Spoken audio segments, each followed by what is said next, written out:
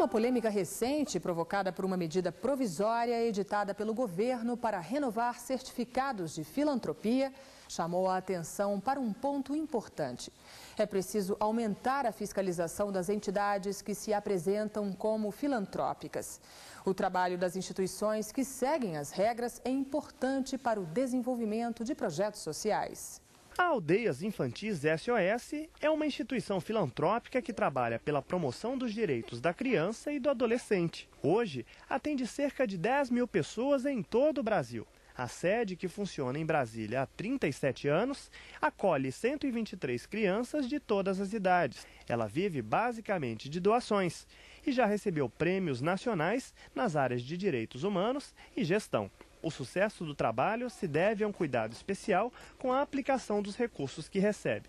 Nós temos que, cada ano, prestar contas do que nós gastamos, prestar conta do que nós recebemos de doações, certo? Nós temos todo um sistema aqui contábil, toda doação é importante para nós. Por exemplo, se alguém vem aqui, está aqui 10 cestas básicas. Se possível, melhor mostrar a nota fiscal da cesta básica. Eu anexo a nota fiscal, sei que aquela doação custou tanto. A aplicação correta dos recursos é um dos critérios para que a entidade seja beneficiada com o título de filantrópica pelo Conselho Nacional de Assistência Social, CNAS. Ela também precisa assumir um compromisso com o governo de reverter o valor que pagaria em impostos em programas sociais. A maioria das filantrópicas atende aos critérios da certificação, mas há uma parcela que não respeita as regras. São entidades que aproveitam o título apenas para obter isenções fiscais. Além de não cumprirem sua função social, geram prejuízo aos cofres públicos. Os valores impressionam. Apenas para o ano de 2007 e relativamente apenas a cota patronal e apenas em relação às entidades que tinham recursos pendentes, a estimativa é de mais de 2 bilhões. A quantia que o governo deixa de arrecadar poderia ser aplicada em áreas que precisam de investimentos, como educação, saúde e habitação. Em 2008, com a alegação de falta de tempo hábil para verificar todos os pedidos de renovação de certificados de filantropia, o governo editou uma medida provisória que garantia o título de filantrópicas a todas as entidades com processos pendentes. Na lista, algumas das beneficiadas estavam em situação irregular. A Justiça acatou o pedido do Ministério Público Federal no Distrito Federal e suspendeu em liminar os efeitos da MP, anulando todos os certificados concedidos entre novembro de 2008 e fevereiro de 2009. Nesse período, mais de 7 mil entidades haviam sido contempladas. De acordo com a decisão, a Receita terá de calcular e lançar na dívida ativa do INSS todos os créditos de contribuições devidos pelas entidades que possuem processos não julgados no CNAS. Esse procedimento irá garantir a possibilidade de cobrar as dívidas futuramente. Toda a situação provocada pela MP revelou uma necessidade, a de uma fiscalização mais eficaz das entidades que se apresentam como filantrópicas. A decisão da juíza restabelece, recoloca as coisas no lugar, no seu devido lugar. Evidentemente que o Estado tem que encontrar meios de verificar o cumprimento dessas condições, dessas exigências legais, para que essas entidades se beneficiem, né, de isenção, enfim, de todos os demais privilégios de que gozam em função do exercício de uma atividade que se considere de interesse público. A Advocacia Geral da União vai recorrer da decisão. Um histórico marcado pela violência e pela perda de terras. O resultado dessa combinação de fatores ao longo de mais de 500 anos leva a uma constatação. Hoje, a maioria dos índios brasileiros vive em centros urbanos.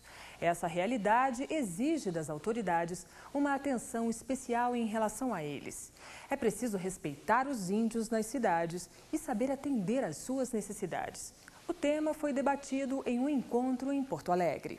Ele pode ser encontrado no centro das cidades, em sinais de trânsito ou em feiras como esta que acontece todos os finais de semana em Porto Alegre. Ele é o chamado índio urbano, expulso de suas terras pelo branco e das reservas pela falta de estrutura e apoio dos órgãos oficiais.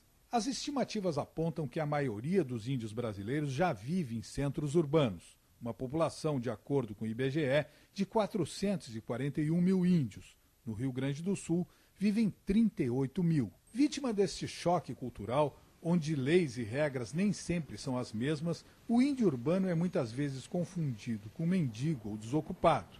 É o que acontece com as 25 famílias de índios caingangue que vivem numa área de preservação ambiental na zona sul de Porto Alegre.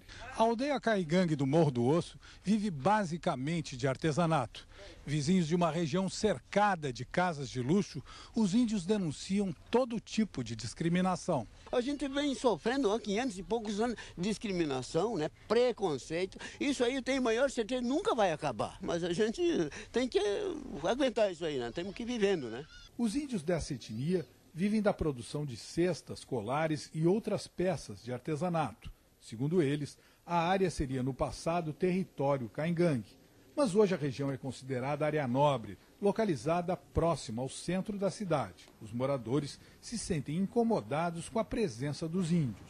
Para tentar pacificar a convivência entre índios, não índios e o atendimento na rede pública, a Escola Superior do Ministério Público da União, o Ministério Público Federal, a Prefeitura de Porto Alegre e a FUNAI realizaram na capital gaúcha o seminário Povos Indígenas.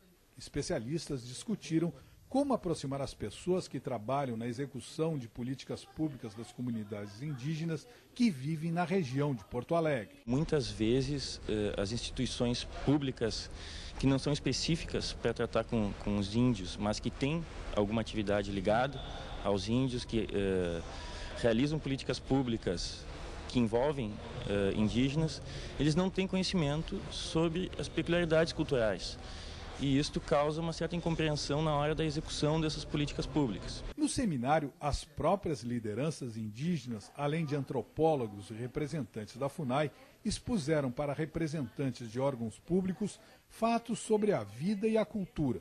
Para os participantes, o encontro vai gerar mudanças. A gente conseguiu aprender, né, sobre a cultura indígena e respeitando, valorizando essa cultura, podendo assim aplicar no dia a dia, quando a gente for abordar a criança, aplicar aquilo que a gente aprendeu aqui e respeitar essa cultura, né? O índio, ele é, como todos os outros grupos que formam o Brasil, ele tem o direito de ir e vir, de transitar e de exercer as suas atividades de sustento na cidade como no campo ou na aldeia.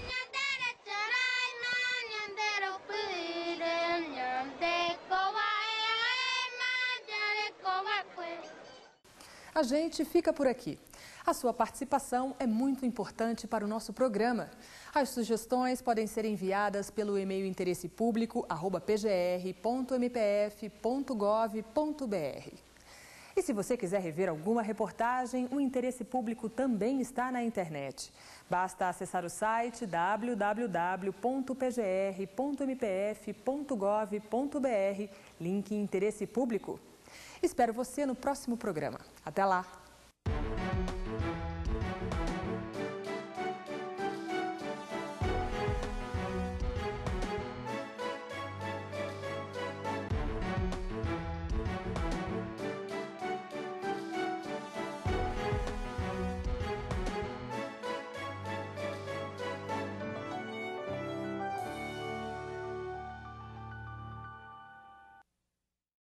Thank you.